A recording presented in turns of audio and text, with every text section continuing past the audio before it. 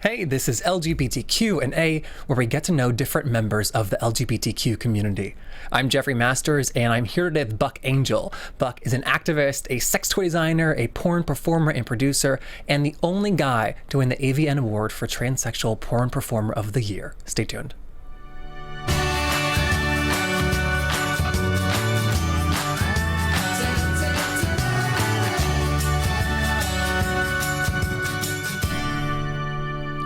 Hey, Buck. Hello, my friend. Hey, welcome to our show. Awesome. Thanks for having me. Oh my God, I'm so excited. I see you call yourself the Trampa. Actually, I was coined the Trampa. You were coined it? Yes. Is it just for friends? Can I use it? Yes. No, I am Trampa. How were you coined that? My lady friend, actually, one day she just said, you know what? You're kind of like a crotchety old man sometimes. I think you're a Trampa. And I was like, what? What a brilliant word. And then I became Trampa. Oh my God, I love that. I saw that you recently posted about a Trampa Claus show. Yes. What is that? So at my friend's flower shop here in LA called Spruce, which is a queer-owned flower shop, she's bringing me in, or they're bringing me in, to be Trampa Claus. So we can just do a little community service. You know, some of the funds that we raise, we're going to find a homeless youth LGBT homeless youth organization to give back to this year. You're going to be Santa Claus? Yeah. Oh my God, that's I'm Santa amazing. Claus, and everyone come and sit on my lap and tell me good things or bad things, or get a little spanking. No, just kidding. I love that for a young queer kid to have. Yes, thank you. We feel, I'm big on community service, big time. Yeah, I've seen that. Yeah, big time. And so I am Trampa in a way, which means that a lot of the younger generation does ask me questions and look up to me. I transitioned 22 years ago. So I feel that it is important. My voice is important in a sense that it's different now. Yeah. And this is how it was before. And, my experience can help younger guys right now, or ladies, or theys, or whoever they are. Yeah. Oh my God, you must be so over talking about your transition. Actually, people say that to me all the time, but I'm not. And I'll tell you why. Because people listen. And I see the effect that it makes on people when they hear it gets better. Because that's the thing that people need to understand. You might be going through stuff right now. You might not get your surgery. You might not be on hormones. But if you just stay focused, it will happen. And that's why it's important for me to talk about it. Yeah, absolutely. I love hearing that. Can we talk about your sex toy? Yes. Great. For everybody who doesn't know, you are the first, your sex toy is the first and only one for trans men. Well, there are other toys out there, but this is the very first trans male sex toy commercially produced and all around the world. Other guys have made stuff out of their own, Gotcha. But this is the very first, so it is the first trans male commercially produced sex toy on the market. That's huge. It's huge. We got written up in Forbes. I read that. That's a really nice article. Every major paper and place took me, yes. So that's really impressive. How long did it take to get it made and on the shelves? Well, my idea had been at least over 5 years. But when I really just started to push this idea was 5 years ago. And I went to every major toy company in the sex toy world. You name them, I went there. And everyone was like, nope. Let me see numbers. How is this going to sell? We don't think it's going to sell. But I'm like, are you kidding? I invented this genre. I know. And nobody would listen to me. And then I went to Steve Callow at Perfect Fit. And I just said, I got so tired of doing the spiel. I said, dude, just listen to me for 2 minutes. Honestly, if it's not cool, I'll walk away. And in 2 minutes, he just said to me, nobody's done this, Buck. Are you kidding me? That's a no-brainer. Let's do it. And that rest is history. That's wild. Yeah. So people wanted to see stats and numbers of a product Yes. that did not exist. That did not exist. I'm like, are you kidding me? You're asking me something that doesn't make sense. I can't show you numbers of a product that doesn't exist. Well, show me numbers of how many trans men there are in the world. I'm like, I can't even show you that. But I guarantee you it will be. And it became the fastest. I think it became the fastest selling toy in the market. We sold out of our first run in less than a month. That's amazing. In less than a month. Wow. Yeah. So before that, you were making your own? So I was taking toys that they make for cisgender men and basically cutting them apart and fitting myself in the hole of it and using it to squeeze. What exactly the Buck off is exactly what I made with other toys and what we all did because we didn't have a toy for our anatomy. So we had to find toys that existed and cut them and maneuver them in order to work with we have a very unique anatomy. And so does this go... I know. You're speechless. No, like in my mind, I was like, I don't want to get graphic, but it's like, No, it's get the body. graphic. Get graphic. So this goes over the clitoris, which is usually enlarged with testosterone. Exactly, my friend. And Yes. you can replicate like the stroking motion. Yeah, so think of a man, a biological or cisgender man's penis, stroker, right? Yeah. Everyone, it's a stroker. So it's basically the same idea, but what happens is our clitorises grow to about the size of the thumb, and then this thing just fits right over that, and you basically just stroke the same thing. You stroke, and the reason why it was very important for me to make this is because there are many guys like myself who are not so comfortable with their vagina, and they feel very detached from it. And I believe that sex is a very important part of your transition and learning how to love yourself. You know what I mean? It's like if you're continually pushing away on your genitals, I don't really think that you're fully accepting your body. So this enables you to, masturbate without actually touching your vagina, but feeling like you're jacking off like a guy. That's really huge. No, thank you. It is. The emails that I'm getting from guys are like, "You've changed my life." And I know because sex changed my life. Well, I mean, I think that our culture is so sexualized, and yet we still have this stigma against it. Yes. It's the most bizarre behavior. It's like, here, take it, but don't. Here, take it, but don't. You know what I mean? It's just like weird. This weird sort of like, let's do it, but let's not talk about it. It's dirty. We'll do it in secret. Like, why would we do that? I agree. And like for me, like it took a while to separate that I was queer, and I personally didn't have a stigma against that, but my stigma was against sex. Yes. Which is so weird to think because we're brought up and thinking men love sex and it's normal, but like just putting words to that. Well, because then it becomes this, so you're only gay to have sex, or it becomes this like thing. Yeah, actually, I am gay to have sex because I actually am attracted to other men. Yeah. And I want to have sex with them. But it becomes this like, it's this dirty thing. And I still think it is in the LGBTQ community. It's not something we really talk about on a very positive level, I think. You're saying sex. Sex. Even think about it. Whenever someone is going on the internet and looking for partners or doing that, that's all of a sudden a bad thing. Are you on scruff? Who cares? Yeah. Why are we shaming people around their sexual habits? If you're on the internet every day jacking off, then you're a sex addict. That's not true. I do it every day. I am not a sex addict. And I think your openness about it is almost like the most radical part about you.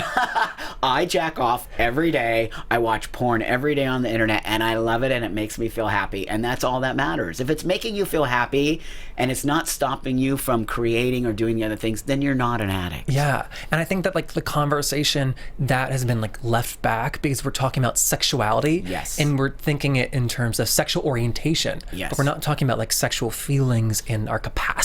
Yes. And desire. Yes, right on, my friend. And so that all of those things are very important to me, and why I really am very outspoken. Sex changed my life. If it wasn't for sex and learning how to be sexual with my body, I wouldn't be the guy I am right here. And so for me, I'm the guys, I want to scream it from the top of every mountain. Masturbate. Yeah.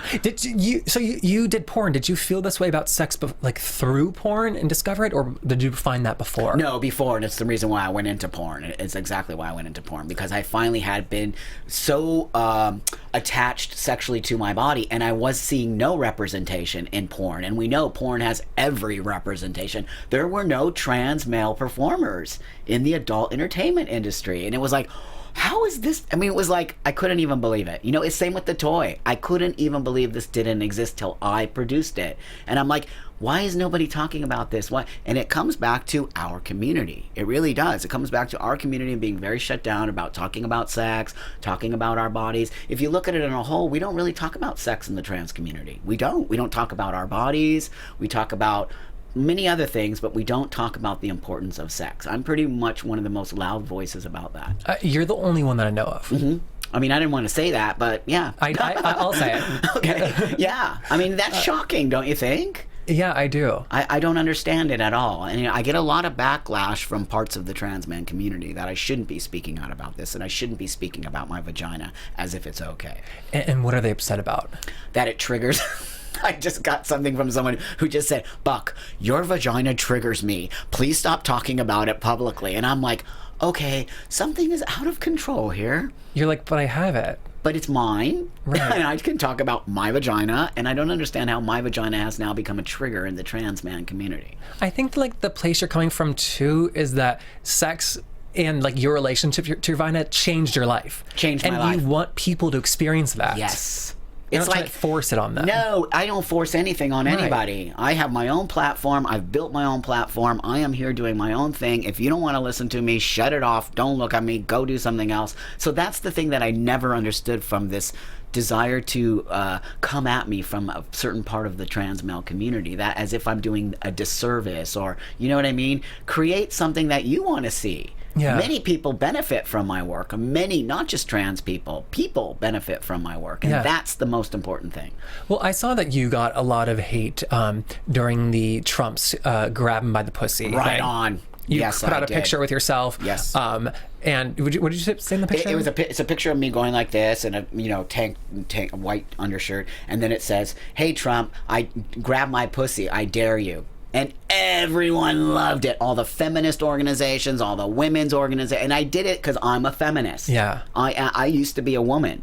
I'm entitled to say whatever I want to say as a feminist man. Oh, some trans men went off that I'm toxic masculinity, that how dare I represent, how dare I block women's voices. Who's blocking women's voices? Yeah, I think some of the criticism that I saw about that was that this was a larger moment about sexual assault and by a person who's becoming our president, and that's what it's about. But I also understand the other side of like, we need to bring levity to this. Yes, we do. This is a soul-crushing election. It's disgusting, and I will speak out about it, and I am an activist, and that is my activism. Yeah. It is, I choose, my body is my activism. That's just, so I used my body as activism, and if you don't like it, create your own activism. But to come at me and say that what I'm doing is toxic masculinity, I mean, what they're doing is exactly what they're saying I shouldn't do.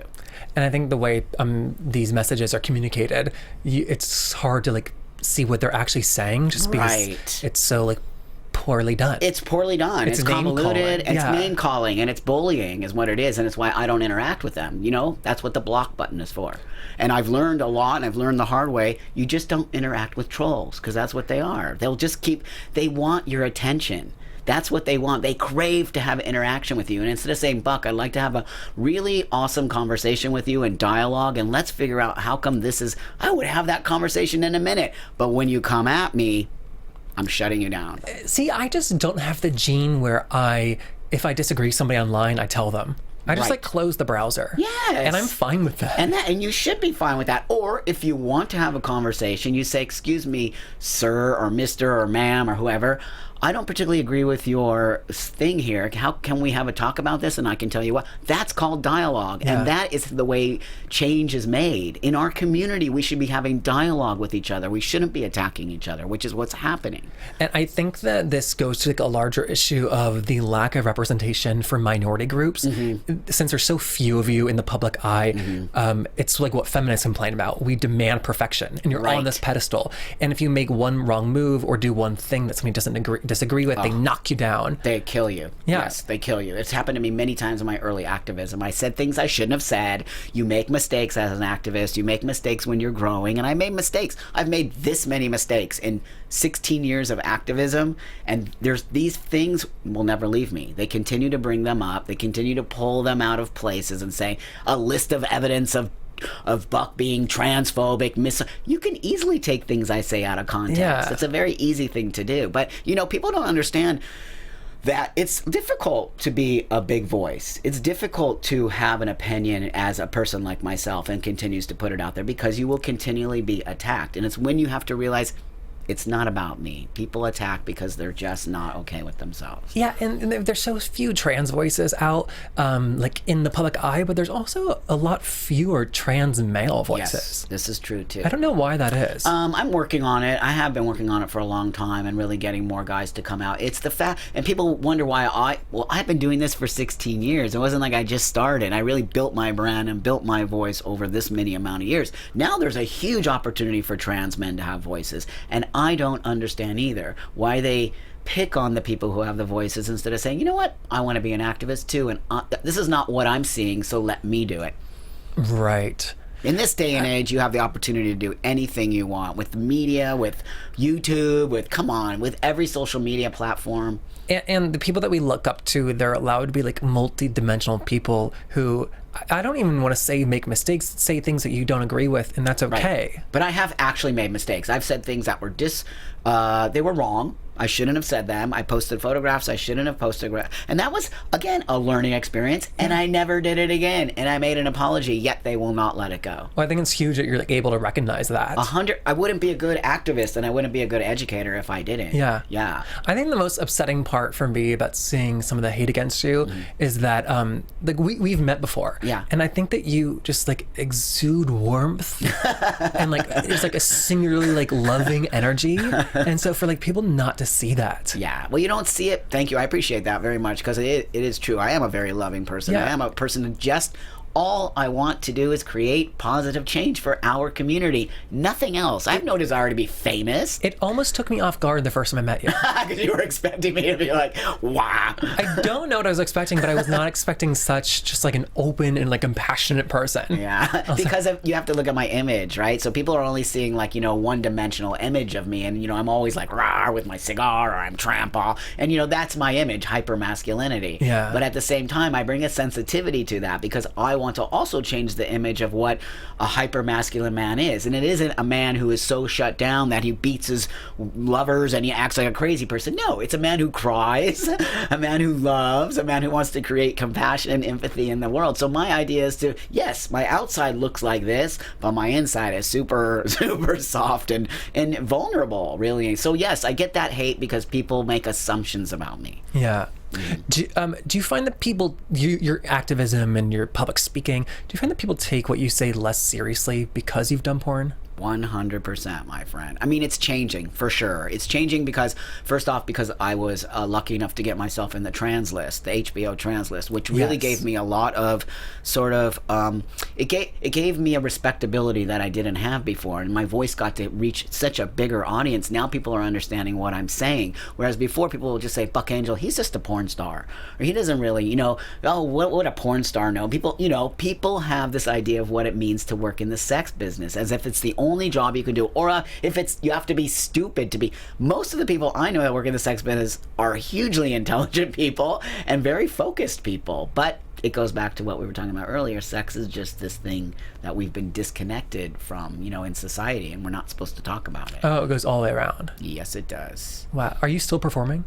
You know what? Not really. I did perform last year, and I did a scene because it was offered to me in a straight pornography company, and it was with a cisgender woman porn star, and it had never been done before. So I'll always go back to shooting a scene if it's something that's never been done before. I'm kind of blown away that in porn, which I think about as having done everything already, that you're still talking about doing things for the first time. Yes, but because here's the deal with the porn industry, it's very conservative. People don't understand that. If you're white, you cannot go and shoot with a black person, or you will be only shooting with black people. Right there, you can't cross the color line. It's so gross and racist. Then it comes to the gay stuff. Are you gay for pay? Are you really gay? And if you go gay for pay, then you can't come back to straight world.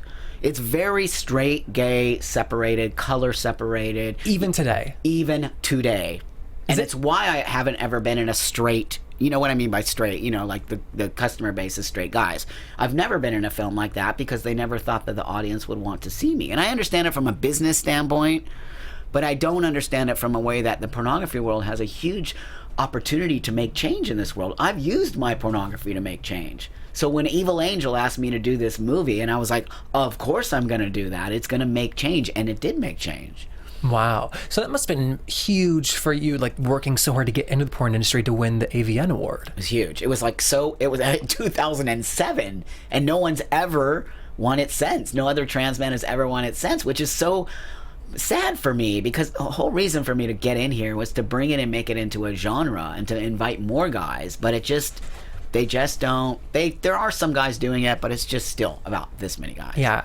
Where can people find more gender nonconforming porn?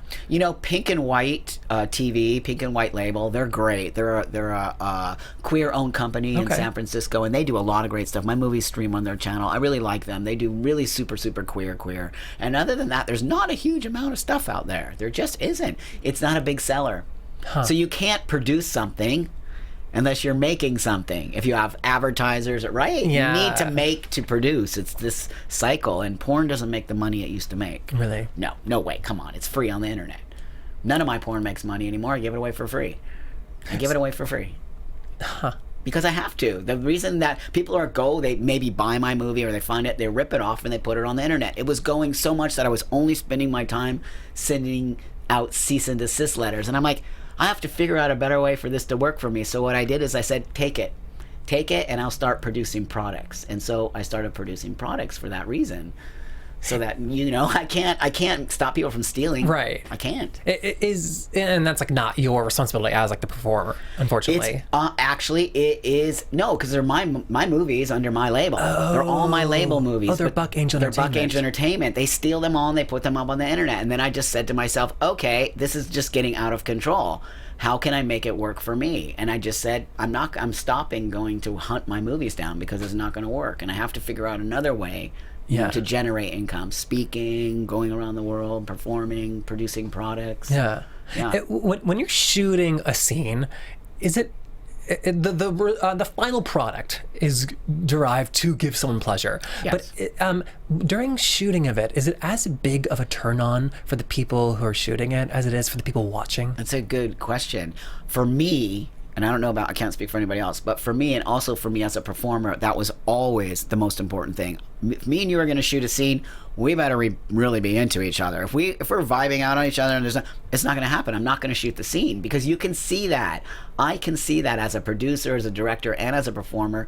I don't like that when I see there's really no interaction between us. There's no passion. It's the reason why Valentina Nappi, the woman I shot with, she's a huge porn star, and me, did a scene that's been nominated, that got AAA AVN nominate. It just went crazy because our passion to each other is there and we really enjoyed having sex. So that said, even the guys who shoot for me, I pretty much encourage them to let go. That's a very difficult thing because most of the trans guys that have shot with me have never shot film before. So it's only me and them in the room and nothing else. I turn the heater on.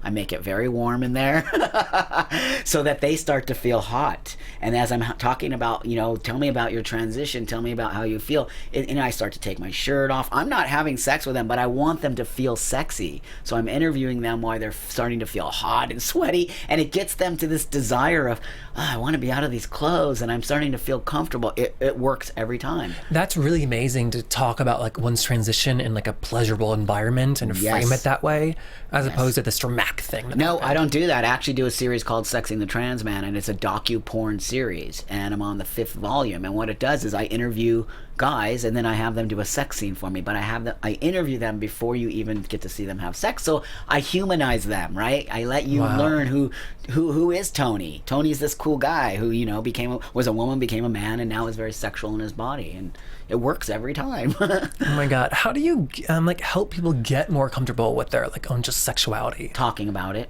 Talking, inventing products that help you connect to your body, making films that really, the films that I do, the Sexy and Trans Men, are really for other trans men, and so that they can start to see the representation of themselves. I'm not the representation of the trans man. I'm just one guy. I don't want to be the only trans man out there showing my body and, masturbating. I need hundreds, if not thousands of millions, so that you get to see the guy that turns you on or the guy that you feel like. And then it really does... It's an empowering thing. If he can do it, why can't I? Wow. It's the same with someone's sexuality, gay. If you see gay guys having sex or it sort of legitimizes or humanizes your feelings. If you're never seeing any of that, you don't really understand that your feelings are totally normal. We have to normalize ourselves. And I know a lot of people don't like that word, but find a better word for me and I'll use it. But for me right now, normalizing is very important because it creates the rest of the world to look at us like, oh, they're not freaky. I understand why they're this way. Yeah.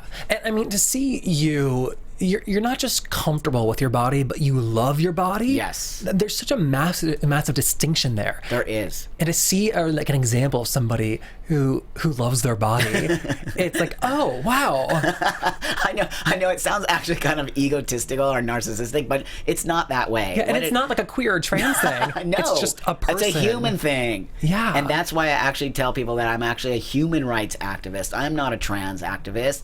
My history is transsexual for sure. My identity is not trans. I'm not a trans person. I'm a man. But my history is transsexual. And that said, it is so important. Really, I hated my body for my whole life. I hated it. So I just knew one day, if I don't accept my body and make the body in my own vision, I will never be happy on this earth. And it has released me from that pain. We all have that pain with our bodies. You tell me one person that's born, comes in, is cool, and has everything. My body's nobody. So I read that the person who did your top surgery and put you on testosterone, that you were the first trans man they've ever worked with. Yes. 22 years ago. Yes. So you were like... you're speechless. No, I'm wondering if like guinea pig sounds crass. No, because I actually say that in my talks. I do say that because the doctor actually said that to me. The hormone doctor that I first went to had no idea how to give hormones to a transsexual man. And they only worked with transsexual women at the time, 22 years ago. And I found him because he only worked with transsexual women.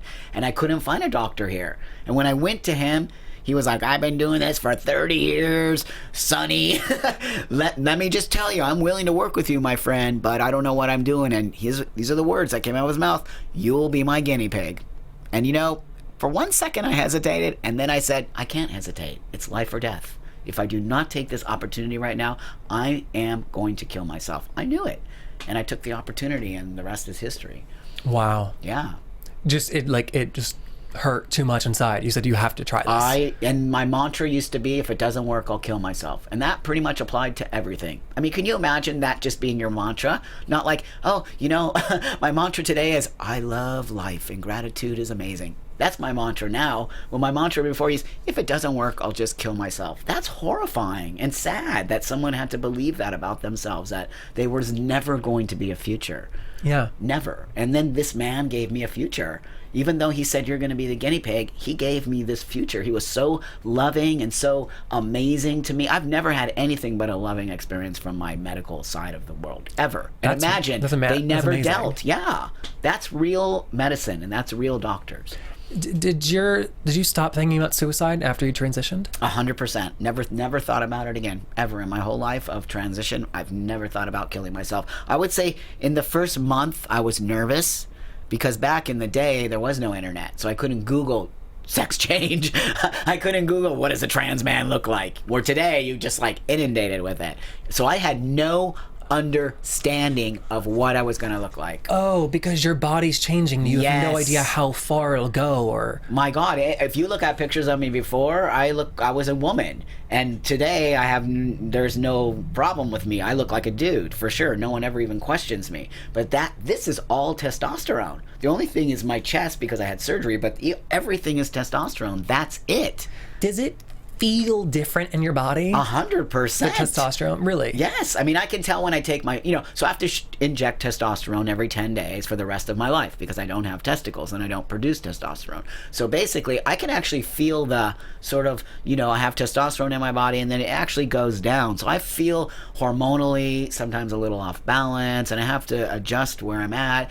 I think biological or cisgender people might feel the same. I'm not sure. I guess that's a question for you. Are there times where you feel, I guess you wouldn't notice that because you're not injecting it, it's producing in your body. I think, and you're young. Yeah, I don't know if it's my age or not, but I feel a constant level. I don't feel any change. It's your age. What happens is later in late 30s, 40s, and we don't talk about this also for cisgender biological men. You go through menopause. Yeah, and your T levels drop. Yes. Which is why about a year ago I got mine tested, so I could have a baseline. Great. And because the normal range for testosterone is wildly wide. Yes. my numbers were so high that it like blew me away. Wow. And I just was like, oh, wow. Like, that's great. I just felt like, oh, this is like running through me. I know. I love it. Actually, I feel it. I feel like a different person. Honestly, I feel happy. And you can look at that with most trans people who have transitioned into a space. They're happier. They just feel like finally, you have to understand our outside has to fit our inside for many of us because it's the way the world sees us. And if our outside, that's why it's so important for us to transition to the way that we want to look, whether it be hypermasculine, masculine, feminine. This is important because it's the way you come back to me. Yeah. And I want to be clear to people listening that we're talking a lot about your genitals right. and genitals, and we're doing that because like you're okay with it. I'm 100% okay with it. Yeah, you branded yourself in porn as the man with a pussy.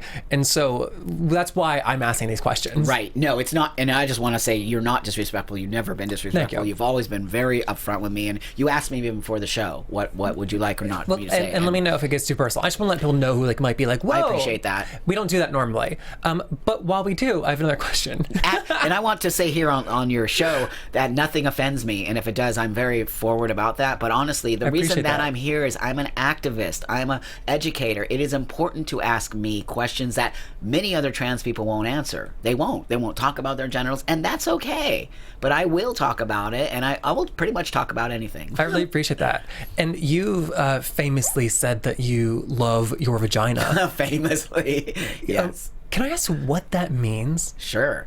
I think in that context of that specific thing, once I was on a Tyra Banks show, and she tricked me to be on that show, by the way, long story, but I was so mad, and then she looks at me and she's like, with this weird question, so you have a vagina, like all freaky. And I was like, yes. And she goes, but how do you have a vagina? And I'm like, oh, I was born a woman, I became a man, and because of that I didn't, I have a vagina and I didn't get bottom surgery. And she's like, and then I said to myself, and this is why I became famous. Yeah.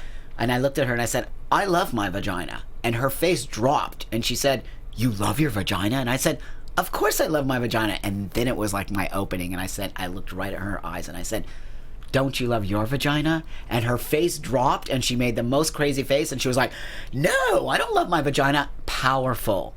That interaction right there was so powerful. She even knew it. As a woman sitting there with a man who has a vagina, and the man's like, I love my vagina, and the woman saying, ew, no, says everything about the way we were taught about vagina. Women are not supposed to embrace their vagina. Men do get taught to embrace. You don't know that because you're a born male and you haven't even understood the fact that you've been taught to love your penis. Well, I've never actually thought about it either way. Because you don't have to, because it's never been an issue. It's always been an issue for women to talk about their vaginas. It's always been an issue for women to love their vaginas. What was that? I think it was a Senate hearing, and the woman said vagina in the Senate hearing, and everyone lost their minds, and she got thrown out of the Senate. It was crazy. Really? Yes, it's a real thing. I will find it for you and send it to you. And everyone was up in arms because they're like, but wait a minute, would that have happened if she said my penis or that penis? And it was in the context of women's health care. And I'm like, wow, this is how the word vagina has become in this world, this really this dirty word that we're not. So that's why I walk around saying my vagina. I'm empowered through my vagina, and I want to empower women. If it's going to take a man, if it's going to take a man to change the world and the way what we feel about vagina, then that's my job. That's my job. Yeah. That's a really interesting comparison, just that I don't think about mine because I don't have to. You don't have to. It's never been an issue for you. It's like being a person of color. We don't know their experience, but hell, their experience is really intense. Yeah. But as white people, we can't say, oh, come on, get over it, or, move. No way can we say that. It is not our experience. We don't live that. And so if you don't live with a vagina, whether you're a man or a woman, you will never have that experience of being degraded constantly. Vagina is made fun of. Vagina is the devil. Vagina, men are scared of it. Like, what? Yeah. Who started this craziness about the vagina? Yeah, I'm never... I usually don't think about myself as... in terms of the gender in the world. Like when I'm ordering a coffee, I don't think about I'm ordering this as a man. Right. But when I'm walking home late at night from a bar and it's dark, I am so thankful and so aware of my gender. And like if I'm walking up behind a woman, I'll like scratch my foot just to be like, someone's coming. I don't want to scare you. You are awesome. You see that? That's try. having conscious. No, that's being conscious of women. Yeah. If we have more men who are conscious of women in the world, I'm telling you, the world would be such a different place. But there isn't. Male privilege is a real thing. It's a real. I have it now. Yeah. Can you imagine I have white male privilege? I'm walking the world. No wonder I'm happy. Yeah. But also at the same time, it actually is frustrating for me because I do come from a women experience and I do come from a space where I'm an activist and I do see the privilege that I have many, many times over. And that's why I use my privilege to make change, because it wouldn't be okay if I sat here and took this privilege and just be selfish. It's not okay. Yeah. And it's amazing that like you're the vehicle for this.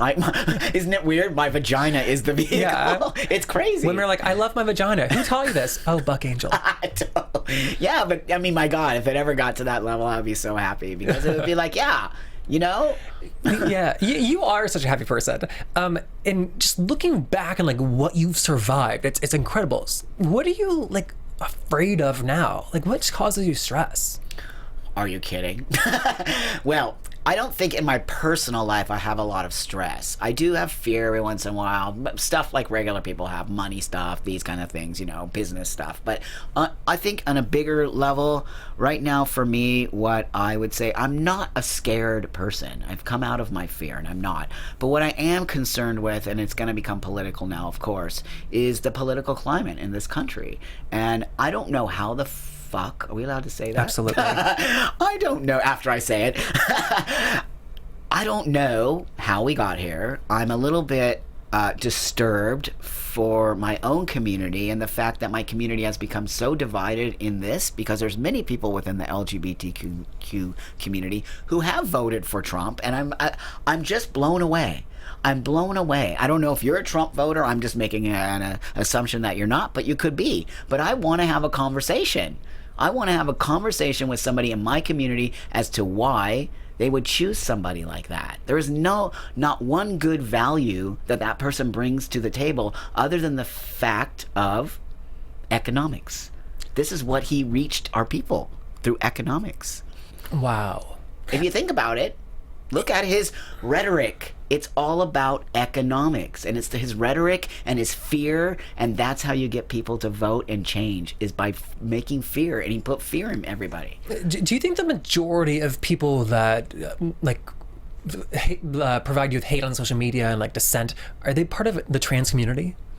Some. Oh yeah, I told you, I used to have a huge amount of trans haters, but not anymore. They calmed down and they sat down with themselves and they listened to what I'm really saying. That said, I would say I have it more from mainstream, the cisgender world, cisgender straight men. So those men really don't like me because I talk about my penis. I mean, I talk about my vagina and not having a penis. Yeah. And that upsets them because they're so, come on, men are so connected to their penises. And here I am, a man saying, your penis isn't really that big of a deal, dude. Get over it.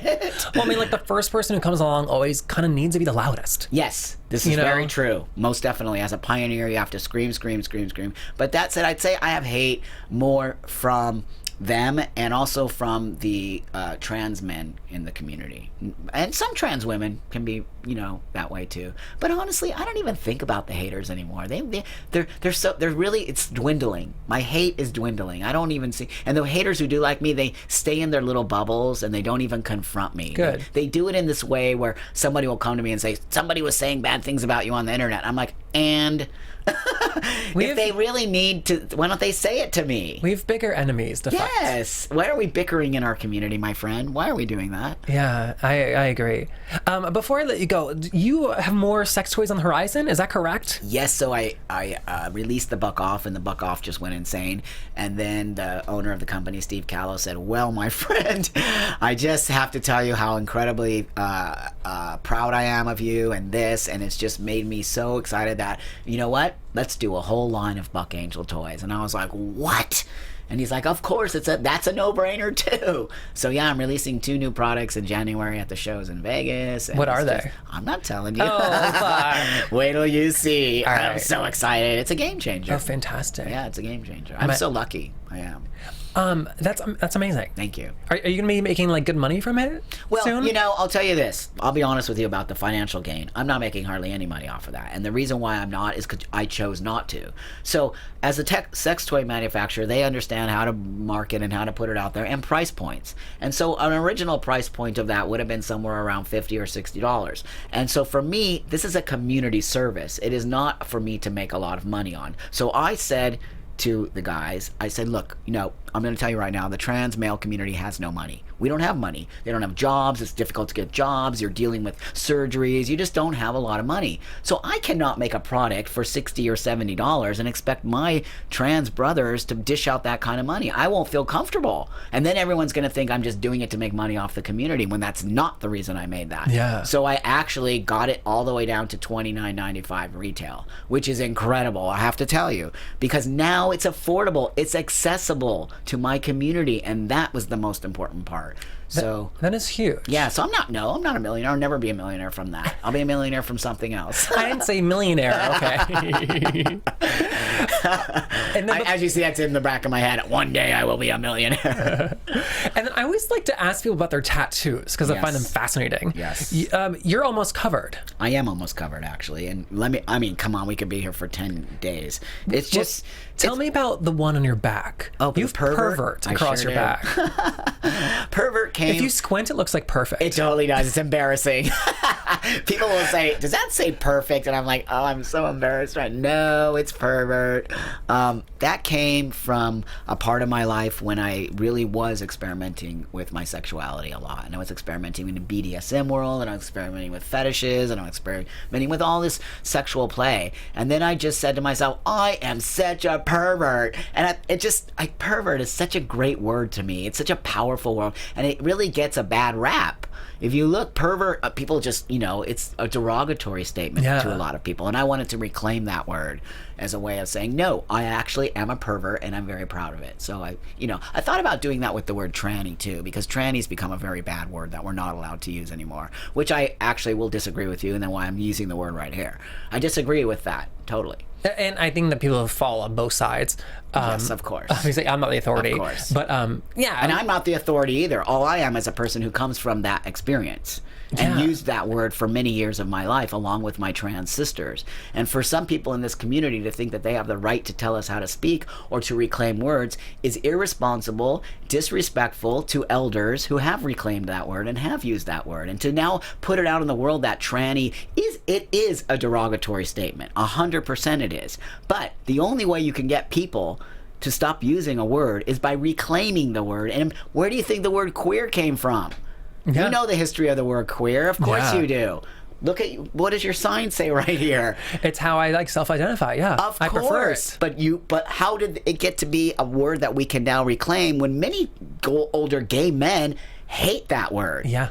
But we're using that word. So I always ask that same question, and nobody can answer it to me. How come we can't do the same with the word tranny? I have to imagine that it's because gay and lesbian rights have moved a lot faster than trans acceptance. Think so? I know it for a fact. That's but not I think true. That with really, I disagree with you on that. Oh, really? 100% I do, and it's okay. This is a great discussion. I'm thinking in terms of well, obviously like gay marriage, but like being like fired from jobs and like socioeconomic status. Oh my God, the trans rights movement has moved so fast in the 3 years, faster than any other movement. Oh, maybe I misspoke. I meant to where they are today. I do not believe they're equal.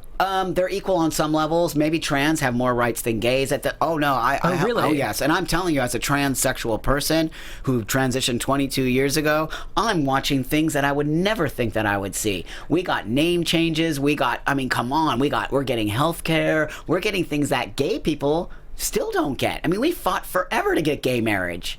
Forever to get gay marriage. We just got gay marriage. I identify also as gay. So I'm thinking to myself, wow, people don't talk about how we fought for how many years to get gay marriage, and trans people's rights are changing like that. I'm telling you. But I don't know where the stat comes from. Yeah. But people like Bambi Salcedo. Yeah, who's a very good friend of mine. Yeah, she's fantastic. Yes. She says that the average income for a trans person is $10,000. This is true. This is very true. But at the same time, it was once like that for gay and lesbian people, no doubt. Oh, yeah. But we just came onto the scene.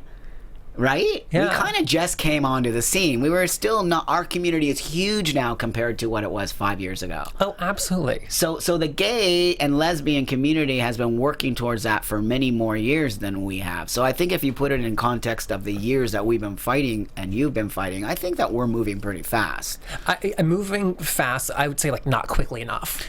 But it's never quick enough. And will it ever be? And now we're in a situation with Trump where everything's going to be ripped out from underneath us. Yeah, I just think looking at our country, people have kind of abandoned fighting against gay and lesbian acceptance, and they moved on towards trans people with bathroom bills. Well, that's the one thing, and that's, I'm going to tell you, that's the thing that everyone always goes to, and it was a plan that they had. They clearly put that out there to get people fearful of trans people. Yeah. It was a brilliant maneuver on their part, because what they did is they now used this one thing, and all we ever talk about is the toilet now, as opposed to the other things. And I have to tell you that I really do think that trans people are much more accepted than gay people on many levels, is because of this, and I'll tell you, and I say it all the time, sexuality and gender are two different things.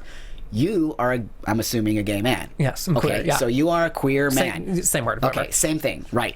And so that said, people think about your sexuality. They do not think about your gender. People have a more difficult time thinking about sexuality. When they think about a trans person, they think about gender. Oh, he used to be a woman and now he wants to be a man. It's not threatening to them because it's not sexual. You understand what I'm saying? I understand. I'm just surprised that you're saying that. It's something I surprise everybody about because I believe it, because I work in the sex industry. The minute someone says something about a gay person, what do they think? They think about their sexuality. They don't think about, oh, that's just a guy who maybe is in love with another guy and they have a family, how beautiful. They never think that. They always think, how do you have sex? They don't think that about me. They think, oh, wow, you used to be a woman and now you're a man. Cool. I'm telling you, whenever I say I'm gay, people immediately go, well, how do you have sex? What is it that you do? What kind of people that you like? When I say I used to be a woman and now I'm a man, they're like, oh, wow, that's really interesting. Cool. They make less of a judgment about me because it's about my gender and not my sexuality. And I really believe the world has an easier capability to understand gender than they do sexuality. And do you think that's the norm too? For your experience? Really? Yes. And it's, see, how nobody talks about it except me. Never. You never hear that because the trans people won't talk about it, because I will talk about it in my, this is only my experience though. I'm not saying it is only my experience and my observation. That's all. And I'm just saying that people say gay, immediately they think about sex. They don't think about loving couples. They don't think about two men in love. They think about, what do you do in your bedroom? I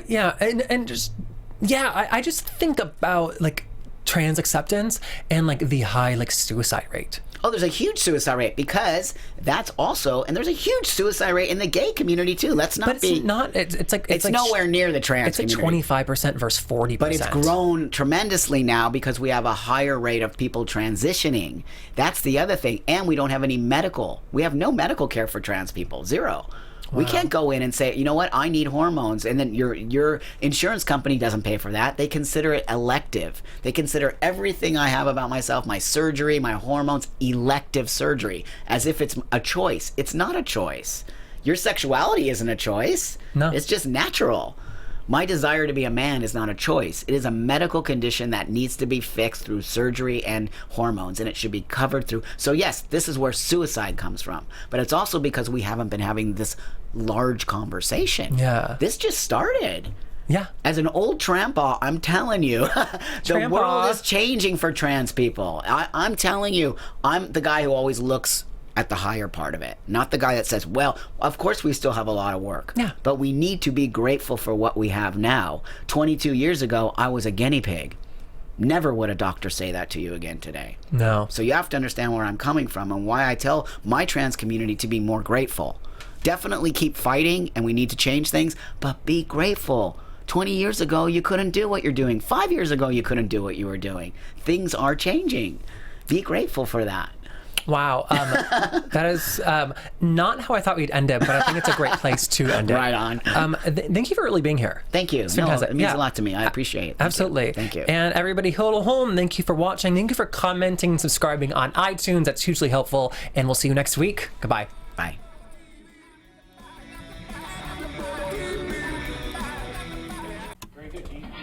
From executive producers Maria Menounos, Kevin Undergaro, Phil Svitek, and the entire AfterBuzz TV staff, we would like to thank you for listening to the AfterBuzz TV network. To watch or listen to other after shows and post comments or questions, be sure to visit AfterBuzzTV.com. I'm Sir Richard Wentworth, and this has been a presentation of AfterBuzz TV. The views expressed herein are those of the hosts only and do not necessarily reflect the views of AfterBuzz TV or its owners or principals.